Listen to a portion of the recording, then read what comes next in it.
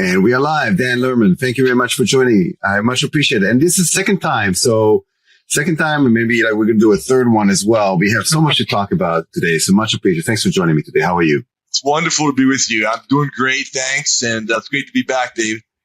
So since last week we spoke, you've been super busy. Released a book. You did CISO certification. Where do we start? And then all kinds of things happen in the cybersecurity world. So why don't we start maybe from some of the things you've been involved with and then jump into that. And then depending on where we go with that, we'll continue.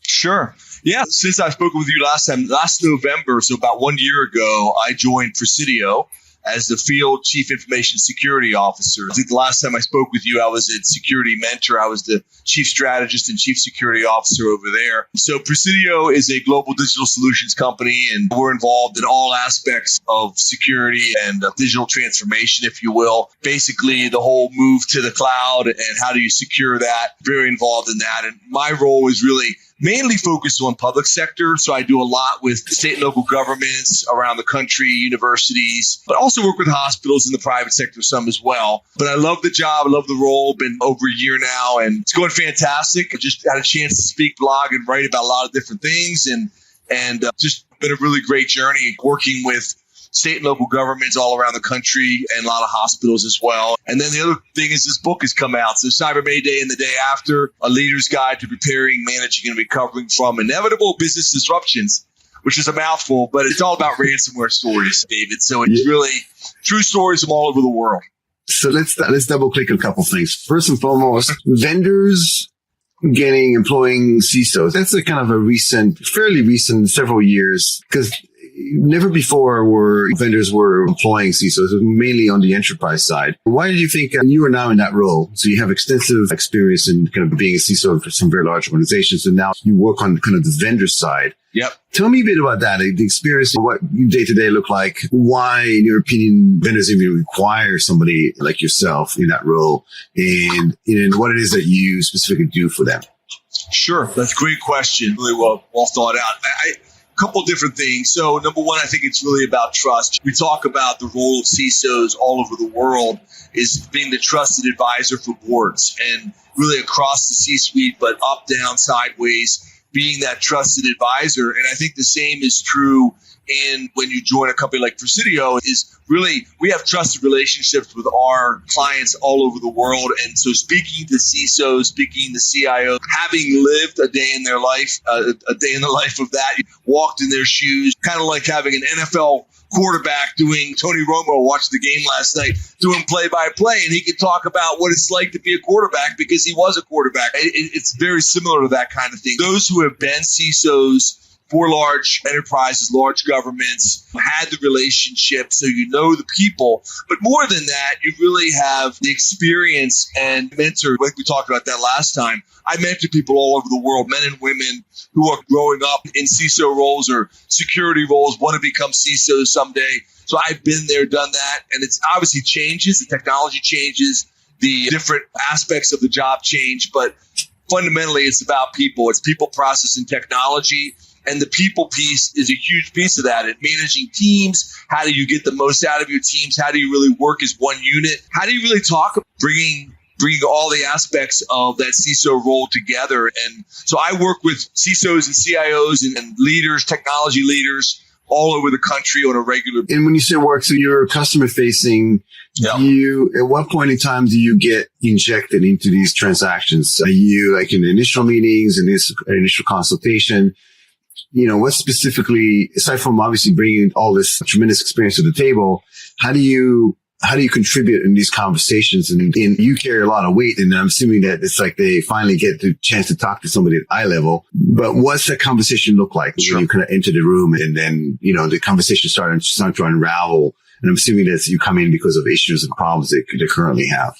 Yeah, I think it's all of the above. I think it's a number of different roles. Let me give you about 4 or 5 different things that we do. So at a high level, an executive overview. So from a practice perspective, what can Presidio bring to the table? What, the case studies, the true stories, who we've helped before, how we've helped, what does it look like? So a capabilities overview. So we get involved in a lot of executive discussions, not so much in the nitty gritty. How does product number 3 work on this screen, the details behind that, but really having risk level conversations with the C-suite, briefing hospitals, briefing different C-level executives at a very high level. So I've done several briefings to large hospitals. We've talked through the good, the bad, and the ugly, what's happening with their peers. People want to know, what are we doing well, what are we not doing well, et cetera. So we get involved in, our teams will get involved with the risk assessments. This is where we think you're at as an organization or a state or local government, a hospital, whatever organization we're talking with, and helping them understand how they can improve. So the good, like I said, the best practices in those areas.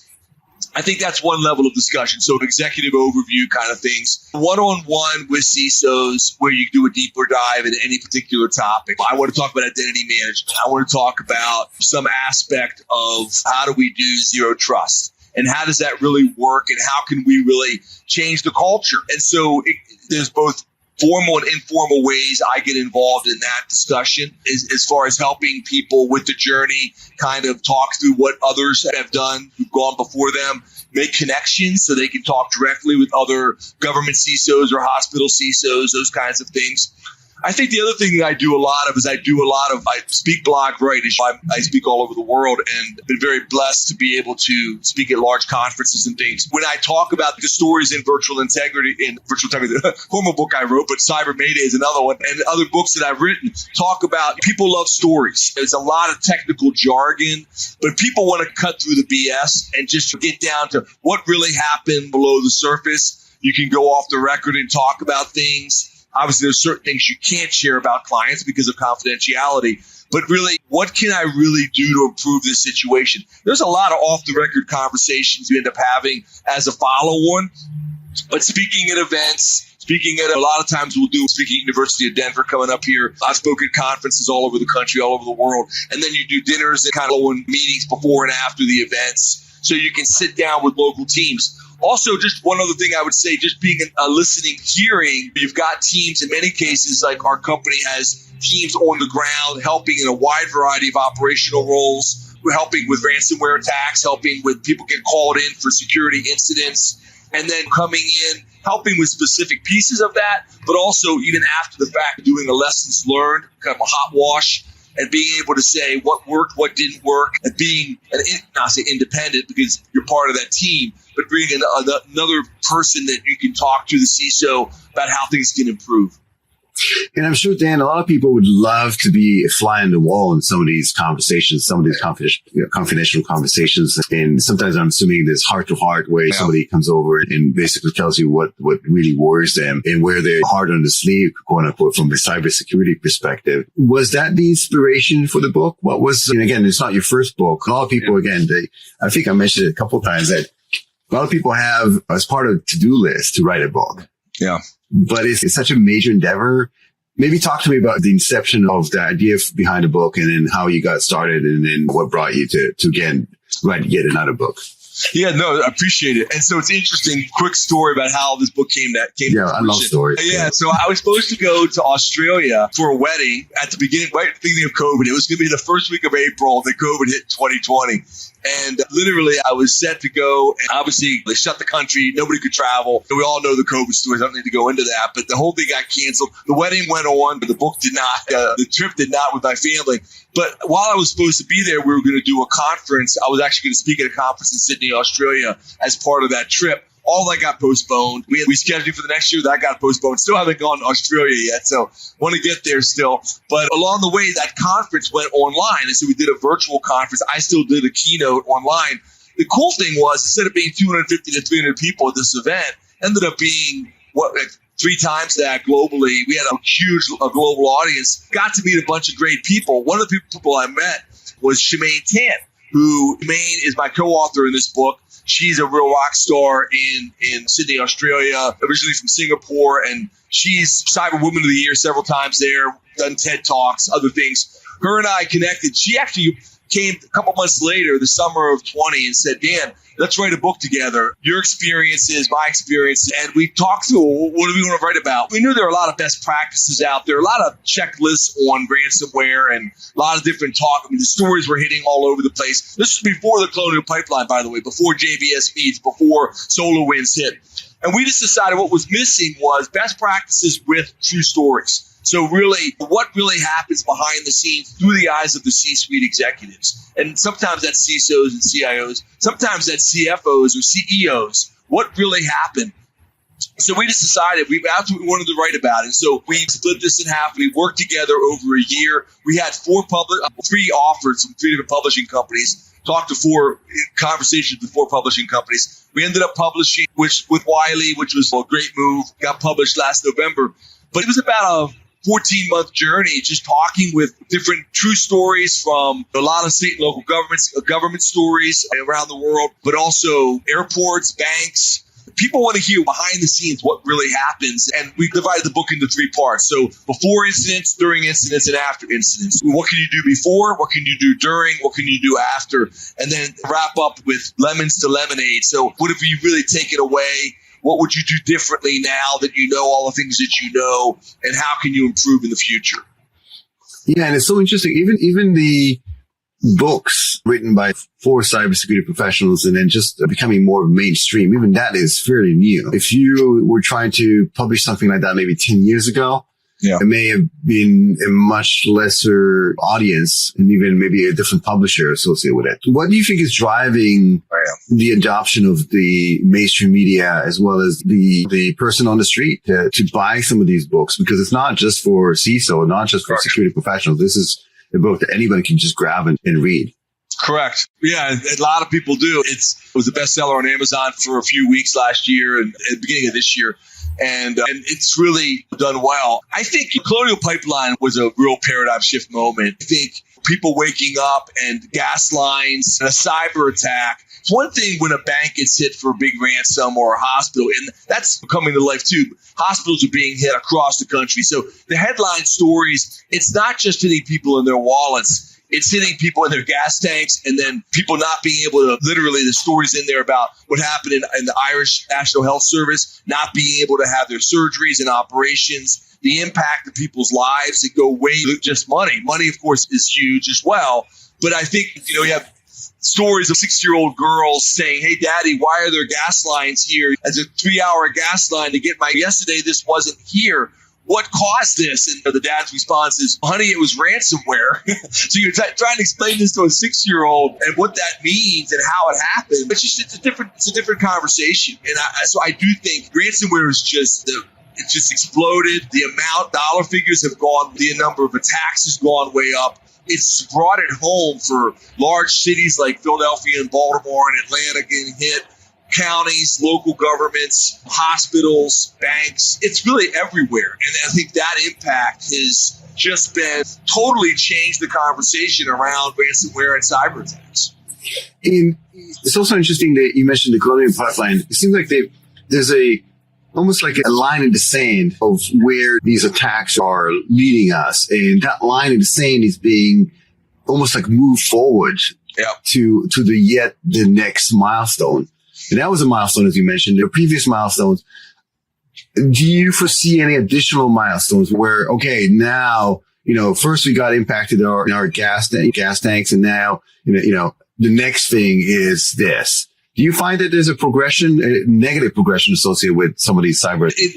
I think there is. So we started this whole thing before the Colonial Pipeline thing even happened. Yes. We were able to get that in there because right in our last editing version, all those things hit at once. But I hesitate, David, to say we're going to have a cyber Pearl Harbor or a cyber 9/11. But I will tell you this, in my career, I was very involved in government. I was the CISO in Michigan. And back in 2011, Janet Napolitano, the Secretary of Homeland Security, said within 3 years, all the best intelligence at that time said we're going to have a major attack as big as 9/11 or Pearl Harbor. That was not me saying that. That was Secretary Napolitano. And since then, there have been others who have said similar things. And do you think it is escalating in lots of ways around us? It's not necessarily any one big incident. I don't know if it's a death by 1,000 cuts, but I think it's becoming more widespread. Could there be a big, in the next year? No, nobody was predicting we'd have a global pandemic the way we did with COVID. Could there be one big incident, like a big nationwide power outage, or possibly, I think more likely, as we start seeing the impacts of the Ukraine war and the global impacts of our involvement with NATO, I think when you start thinking about things like, I hope and pray they never happen, but like China going into Taiwan and any of these other types of global events, there's a cyber component to all of them. We talk about putting a person on the moon again. We're talking about space stations and attacks, cyber attacks in space. Pretty much you name any area of expertise in our lives, and we have technology. Everyone is using smartphones, right? We all have our smartphones, and so everything is attacked and a part of this. So there was a lot of talk last year about autonomous vehicles. I think autonomous vehicles have gotten pushed off a few years because we're not having that level 4, level 5 autonomy. But everyone's talking about them getting hit by cyber attacks. So whatever you name, whatever the field is, cyber security is a piece of that, which also means how important this is in every area of life, because there's a cyber component and it can be taken away so quickly by bad actors. I do see it escalating. Maybe you can have me back next year. We'll talk about predictions. Do you know I did that prediction report? I think that was the last time we talked to a lot of predictions. But I do see it accelerating. Inevitably, it'll happen in ways we're not predicting right now. But I think it's going to continue to escalate. And you mentioned the Ukraine-Russia conflict. It's probably one of the first times that we've seen a kinetic warfare being led or intertwined with cyber warfare. Is this, again, this is a beginning of a trend? And maybe it's another question tied to that. Do you feel that the nation state have the capabilities, but yet they're not willing to cross that line? It's almost like having a quote unquote cyber nuclear weapon that is just there just to intimidate and make sure that to set the kind of the boundaries, but is currently not being used. Yes. The answer is yes. I think China and Russia and others, it's like in the same way they have nuclear weapons in Russia, right? They're not using those because they know what would happen if they did. I think, what that line is, they just said you can't attack our country. And of course, a stray missile lands in Poland, and we're having all that talk about that. But the same kind of thing happens in cyber. Threat of what the retaliation could be is absolutely part of it. I also think you see little tests all going on all over the place. You wonder if this happened and that happened at this company or that company, or maybe this industry, or the water system was hacked. There's a lot that happens behind the scenes that you can't talk about because of classifications and clearances and things and being secret or top secret and that kind of stuff. But there's a lot going on around us right now all over the world. And are we, and just not to add to that, I just have a question. Like, are we keeping up with that? So I know we have one of the strongest armies, if not one of the strongest armies in the world. Are we also making sure that we are the strongest in terms of our cyber defense and cyber attack capabilities? I think we are pro-USA, red, white, and blue. But that being said, there's a lot of really solid players out on the field. And it's like being the best NFL team can lose on any Sunday. I hate to say it that way, but it can happen. And I think that our surface in the U.S. is so much broader. We have so much technology in every area of life compared to maybe some developing countries in Africa or other places. So we're also more vulnerable, too, because it's so widespread. We're very decentralized. We have a big private sector and a big public sector, but not all of it is controlled centrally. There's a lot of risks that we have that are unique to the United States, but there also are tremendous number of capabilities that we have that are unique to us. So I think both are true at the same. We have the most ability as a country, I believe, working with our allies, but I also think we have a much greater risk. We're a big target. And there's so many different aspects of our industries that are vulnerable. Yeah, and speaking of the aspect of industries, you brought up a great point. There's a soft underbelly associated with our small and mid-sized businesses in the U.S. where we're talking about all these crazy capabilities, but a lot of them are still behind in terms of their security posture. And you mentioned you're a very great proponent of having government programs associated with helping that sector to become better. Maybe you can comment on that. Like, where do you think we should go? How do we make our industry more secure? Because it's everyone's responsibility, everyone's best benefit to do. Absolutely. And I think CISA has done a good job. Jen Easterly and their whole team, and just saw her at the Michigan Cyber Summit here in Michigan. They've got the Shields Up program. So you can just literally Google Shields Up. It'll come right up at CISO.gov/Shields Up. It has a lot of practical tips of things people can do around cyber etiquette, making sure your servers are patched, making sure you're following the best practices around multi-factor authentication, the different steps you can take for different businesses. So there's an abundance of resources out there, David. I think the challenge we have is almost too much. It's organizations don't have enough people who have the expertise to maybe there's all this information, but how do I apply that to my business in this situation? Which is also where I think companies like Presidio, where I work, we have great teams of people. I'm just one person, but we have a great team of cyber pros that can help in different areas. And that's why I think there's a lot of public-private partnerships working together, governments and private sector. I've spent a good chunk of my career in government. I was at a national security agency. I worked with U.S., UK governments in England when I was at ManTech and Lockheed, and then with Michigan government, 17 years in Michigan government. So I'm a big proponent of government cybersecurity programs, but it's got to be all of the above. It's got to the private sector working with government together, applying best practices. And I think there's a lot of different NIST resources. Another great resource is NIST.csrc.gov, which is the Cybersecurity Resource Center, NIST.crsc.gov. And it's a great website that's got a library of best practices that people can apply. And how do they balance it out? You mentioned you work a lot with hospitals, so healthcare providers as well. Their core business is healthcare. Yep. It's between that and allocating resources and funds associated with protecting the infrastructure on a day-to-day basis. It's a very job that sometimes is overwhelming to a lot of these executives running the program. How does one deal with that? In traditionally as well, those organizations were not secure. It's just because sometimes you'll see a nurse that came up through the ranks and now he or she are now director for security because you're smiling because you know it's true. And they may or not have the background associated with that, but they're still doing the job because that's what they were mandated to do. Yeah, it's a hard challenge because there's really a huge need out there. And again, the attack surface is so huge of all the different devices in hospitals, not just your traditional PCs and servers and laptops, but all of the equipment that's all now connected. I think one example I would give you is really just making sure your board is and understanding the risks and the opportunities. Have a tabletop exercise with the board. Have briefings, regular security briefings with your board at the hospital level, at the senior executive level. Talk through the different scenarios with them and really get that executive buy-in. I think right now, there's been so many attacks in the last couple of years, and it's continued escalating even the last few weeks. Huge nationwide level attacks on hospitals. The awareness is out there, and I think they are seeking it. People that maybe might not have been as engaged as they were a year or two ago are becoming much more engaged right now. And so the interest level is very high. We have some really good hospitals in the U.S. that are doing a great job in this area, but obviously there's more that can be done. And I think it's an ongoing challenge because, David, it's a moving target.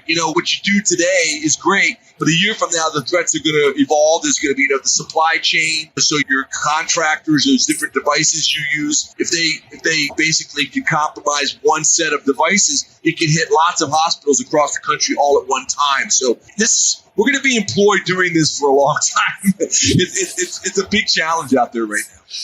In your opinion, your professional opinion, and you're probably one of the most qualified people to answer this, we're talking about digital transformation, right?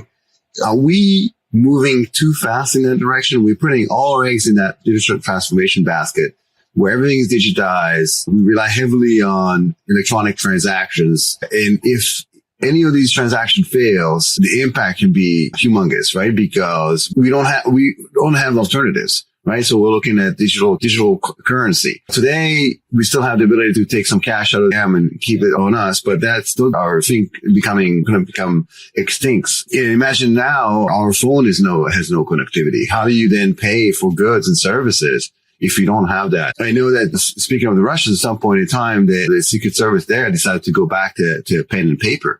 Because they say, well, we can't secure our infrastructure enough to so they move back to digitize the infrastructure. Are we moving too fast in that direction without having the proper precautions? Are we going 100 miles on the highway without a seatbelt? I find that interesting. One of the examples that I think is really near and dear to all of our hearts right now is the elections. And we've all gone statewide, different 50 states. Everyone wants a paper backup because we want to be able to go back and count the votes and not just say that something happened that or didn't happen. All the states having that paper backup of the ballot is kind of standard right now. So to some extent, I think in some areas that does need to happen. I do think in many cases, the digital transformation is, I would say, the boat's left the dock. The challenge a lot of organizations are having is they're doing too much legacy. It's a big problem of all of the above. I've got stuff in the cloud. I've got stuff in my data center. I've got data centers I'm not using anymore. I've got equipment, different software. What I'm hearing from CISOs around the country is it's just simplify, right? It's too much of everything. So if I got 100 different tools, I want to get to 50. If I got 75, I want to get down to 30. And I think the digital transformation is a great solution. But to your point, and I'm a big proponent of it. So I'm not for saying going faster. You need to go at the right speed for your organization. And some people need to go faster. Some people need to do it now. But I think the challenge is when you do that, you have to have the right business continuity plan, the right disaster recovery plan. There's been organizations, give you some real simple examples, for numerous times this year where they were hit by ransomware and everything they had, including their incident response plans, including all of the contacts, all the phone calls, who you're going to call, that was encrypted as well. So they couldn't even get to their incident response plans because it was all encrypted in the ransomware attack. So they obviously didn't plan for that to happen. So that's a crazy story right there, meaning that they almost they had a safe, but they lost the key to the safe. The backup code to the safe or inside the safe. Exactly. That's kind of it. Yeah, exactly. Yeah, it's basically, that's right. And that happens, believe it or not, more often than you realize. I'll talk to different teams. Oh, yeah, we've done tabletops. We've done this, done that.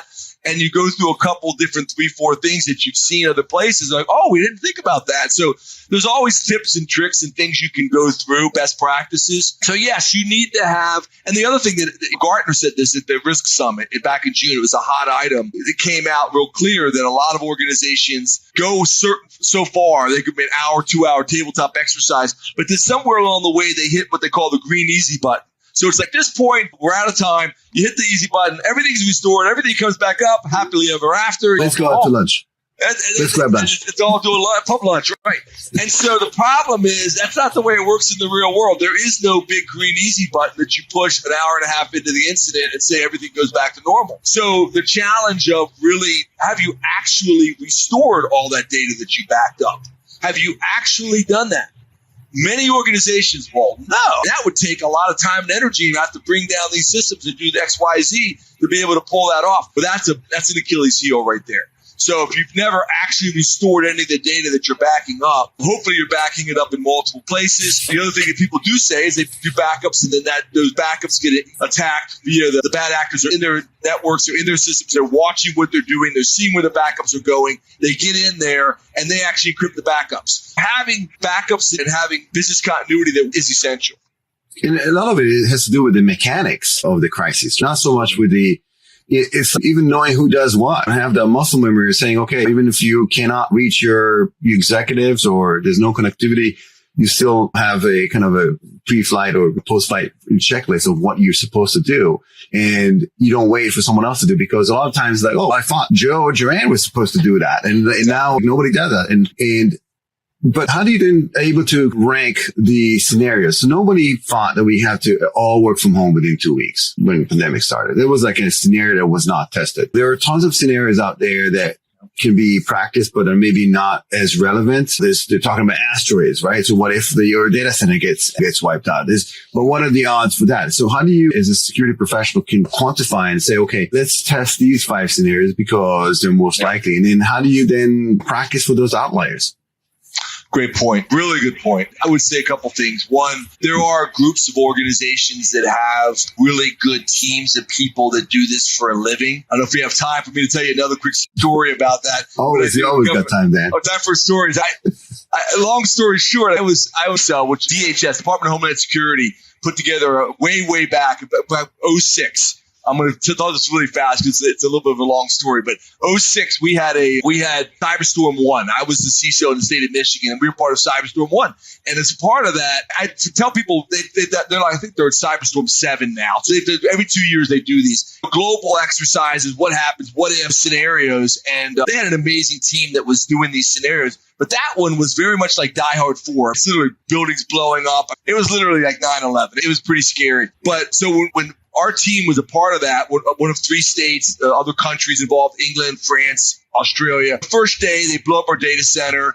The Capitol blows up. It's really over the top. There's bombs going off all over the place. The mainframes all were hacked and not available. We got to day 4. It was a 4-day exercise. It was heavy duty.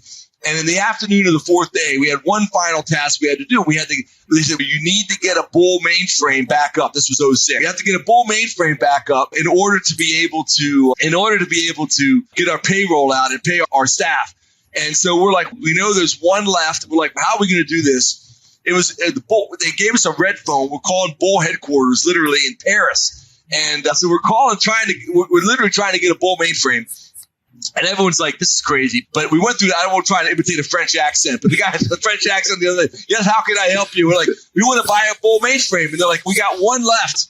And this bull mainframe. And they're like, okay, great. We're going to pay $11 million for this bull mainframe. We knew what it cost.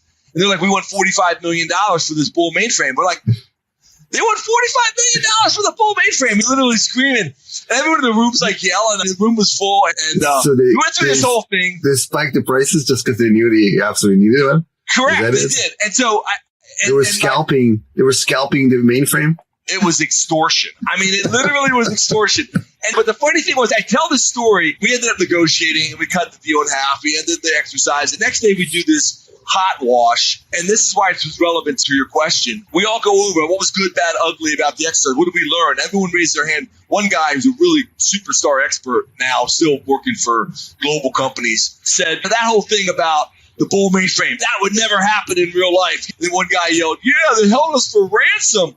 And somebody else yelled, ransomware. And literally, it didn't really take off till 2013, 2014. But CISA was doing these scenarios 6, 7, 8 years before ransomware became hot. So believe it or not, there are organizations, government organizations, but also some private sector organizations. We have some scenarios that we can talk with people as well about with Presidio. But there are basically there's libraries of scenarios. Some are more likely than others. Basically, what if?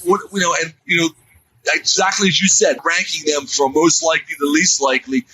Most likely, these are things that have happened at other places around the country. We've seen it. It's kind of like this scenario. We all know I watch football a lot. Certain scenarios that may not come up every day, but they come up a couple times a season. Other things come up every couple of years. Some things that's never happened before. But you come up with what-if scenarios, and you learn from it, and you can basically be prepared. So I think there are really good scenarios out there. Some of the ones that scare me, I'll tell you one right now that no one seems to be practicing right now. But what if China went into Taiwan? That would be a very interesting scenario for a lot of U.S. companies. Talk about supply chain. Talk about what are we going to do? What if scenarios? Again, that may not be quote unquote politically correct to talk about that. I'm just saying, but there's a lot of different things out there that you need to think through in your business that people need to think through, and some related to global events, some just more regionally and for your company.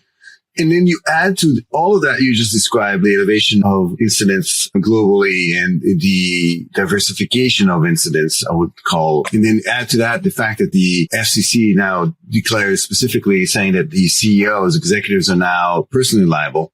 Yeah. By law to any incidents associated with their organization. And then we've seen the CISOs there, the Uber CISO spending jail time. What are the implications for in-house CISOs right now and aspiring CISO? Are people saying, maybe I shouldn't advance myself all the way to the top and stay with my responsibilities? Maybe I don't want to take on such a humongous responsibility that is almost endless attack surface, but limited resources. What's your take on that? Yeah, I think that I haven't heard anybody say they're worried. I think with cyber insurance and with the risk boards level protections, I haven't heard a lot of CISOs say, I don't want the job because of that. What I have heard a lot of, and I won't go down this rabbit trail right now, David, but it's burnout. People just burned out, long hour days, 7 days a week, and just never get a vacation, getting phone calls on vacation. When they do take a vacation, just can't seem to get away. I see that a lot. But I think the whole issue of cyber insurance and where that's going is a fascinating topic, because by and large, this last year, I've seen premiums double and the coverage is cut in half. So it's a huge challenge of how is risk going to be either paid for? How is it going to be in many of these organizations that just don't have the resources to be able to put protections in place that they have. So I do see a lot of burnout out there. I'm sure there might be people out there that say, I wouldn't want that because I just don't want to be the fall guy, if you will. I think, I don't want to call it old school, but a lot of people, the CISO is the cybersecurity program. Not anymore. A good CISO, and that's one of the reasons we can maybe pivot over to the CISO and the value of the EC Council. But these certifications, teaching people how to communicate with the board, how to communicate with what is other areas of risk. Companies, businesses, governments have been dealing with risk for hundreds of years, right? Cyber risk is just another area. It's another important topic that is on that agenda now. It's not just for the CISO. It is for the entire board. It's for the entire C-suite to really think about and take steps. So how can CISOs clearly articulate that to the executive management and leadership of a company or government and really kind of lay out, these are the things that I need to really get the job done, and make sure it's not just about one person. Okay, it's just the quarterback. This is an 11-man team here. And for the offense to move the ball down the football field, we need everybody on board working together, because you may have a superstar quarterback, you may have a superstar CISO, but if he doesn't have the tools around them, they will fail. They will absolutely fail. I love that. And it's a group win and a group loss. Yep. It's not just one role. So talk to me about certification. Why do we need that? What's the purpose of that? There's been a lot of certification programs out there. Maybe talk to me about this particular one. And what's the kind of takeaways from the program? Yeah, the Council's Certified Chief Information Security Officer. I actually got involved in this right at the beginning, about a decade ago, when it first started, when I was CISO in the state of Michigan, and they reached out to me, and I was part of early proponents of this. And I think taking a step beyond the CISP, which a lot of security professionals know about the CISP, of course, very popular program and a good program. But really, when you start talking about executive roles, communication, all the different aspects of what it means to be a leader for a Fortune 500 company or a large government organization, what does it really mean to have all the different domains covered and aspects of that job, which is really way beyond technology alone? And technology is great, but it always is people, process, and technology. And the processes and the people pieces are the hardest part. The people, the relationships, and what the different roles are, how you think about risk, how you really think about organizations and governance, the importance of governance. I think being a CISO, which I've been now for more than a decade, is really a great, important program for helping people train up as they move up the org chart, as they move on to that CISO role or aspiring to become a CISO. What is the kind of scenarios and experience that you're going to need to get that done? And I was a part also, David, I just mentioned this, and there's some new training courses they're offering now. I'm one of the lecturers in that, and gave a lot of stories and examples, as some of the ones I've given today different than these, but practical examples of what does it look like to brief the board, and some practical examples of what does it look like to really address your team on various topics and have teamwork and build a culture of cybersecurity, and how does that work out in real life? And I think all of that's really important. And do companies now starting to look at it as in the next hire, just like the CISSP is sometimes mandated for certain roles, is these type of certification are going to be mandated as well? I see it often. It is mandated. There's times that it's not. I'm not going to say every role it's required. I see almost every job application out there for a CISO, or it requires. If it's not required, it's desired. It's like other qualifications, or you get extra points if you are certified. I think people ask me this, do you have to have X, Y, Z? And somebody says, do you? And so I think it's kind of a bad question, actually. Is it 100%? Bill Gates dropped out of college, right? So, but there aren't many Bill Gates. So does that mean everybody can drop out of college? No, I think college is a good thing. So there are going to be exceptions for everybody. I'm not going to say everything's an all or nothing. But by and large, I do think it's beneficial for professionals to have certifications with degrees as well. I have a master's degree in computer science at Johns Hopkins as well, and I've got a bachelor's at Valparaiso University in computer science. So I think having a computer degree has been great for me and for my career. I think certifications as we go through your career, I've added a lot of them. You can't even sit for the exams until you have 5 years experience or so. Some cases you can get in at 3 years or whatever. But having that, I think credentials in the industry by and large do tell a lot about what's expected, going in with a certain level of knowledge. Now, are there people who don't have those that have come in and done a good job? Absolutely, there are. Are there people who have certifications who maybe don't succeed? Absolutely. By and large, as a general rule, I think it's a very positive, important role and piece to have on your resume, on your CV. And it's important for the industry to recognize that we can learn from each other. We can have these training classes. We can take best practices. We can take not all, but a lot of what's learned from different situations, different scenarios we just talked about, and apply that and then teach others so that we're not making the same mistakes. And if anything, it shows commitment to the profession. Right. Absolutely. So meaning that you are committed to continuing education, to sharpen your skill set and so on. And it's not trivial. Even that by itself, the fact that you've taken the time from your busy day-to-day activities to get certified means a lot as well. And so when people do this certification specifically, what do they come out with on the other side? And you mentioned there's some prerequisite, but then is that like the Air Force or whatever? You start pilot school and then you have certain requirements, but then everybody come out on the other side almost uniformal in terms of skill set and abilities. Is that something? You have to have a certain qualification to be able to sit for the exam. You show that and you pass an exam. It's typically about a 2.5 hour CCISO exam at the end. There's different training classes. There's self-paced classes you can take. There's formal classes you can take from the EC Council, which are outstanding. And I obviously, as one of the lecturers, I would be a proponent of that. I think it really adds a ton and you learn a ton. So the process to me is more important than the piece of paper. I know some people think, I got to have that piece of paper that says I'm certified. Of course, you want to be certified. Hopefully, and I believe you do learn in the process of going through this and having that experience. I think the other thing I would just mention to you is that there is a whole community, EC Council. There's regular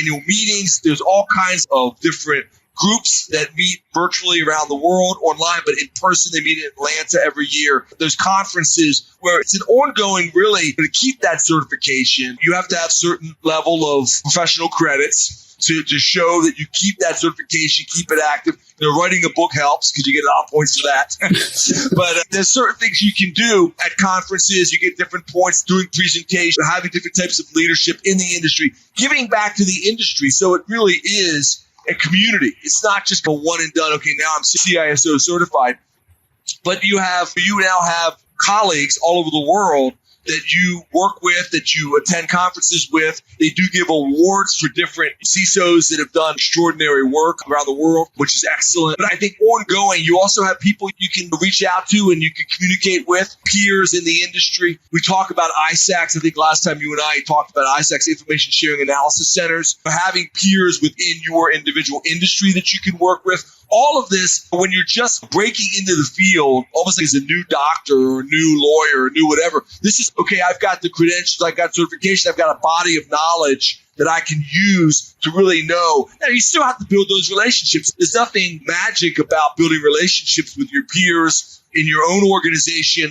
or around the industry. But there are a lot of tips for how to do it successfully and how to continue to grow your expertise and your knowledge and your relationships. And I think the CISO allows you and teaches you how to do that. Yeah, and it sounds amazing as well for personal development and creating that network. Exactly. You so much required. A lot of these people like yourself, you don't get a job by applying for a job. People reach out to you because they know you or know of you. Totally. Those senior roles. So before that, you go, what class do you teach specifically? You mentioned, I'm curious for the actual topic. Yeah, it's in the EC Council. It's the first module for the CISO training, and it's kind of an overview section. And I'm the voice of the training, if you will. It's an early section, covers a lot of different topics, and I just kind of refresh the whole program, which I'm really excited about.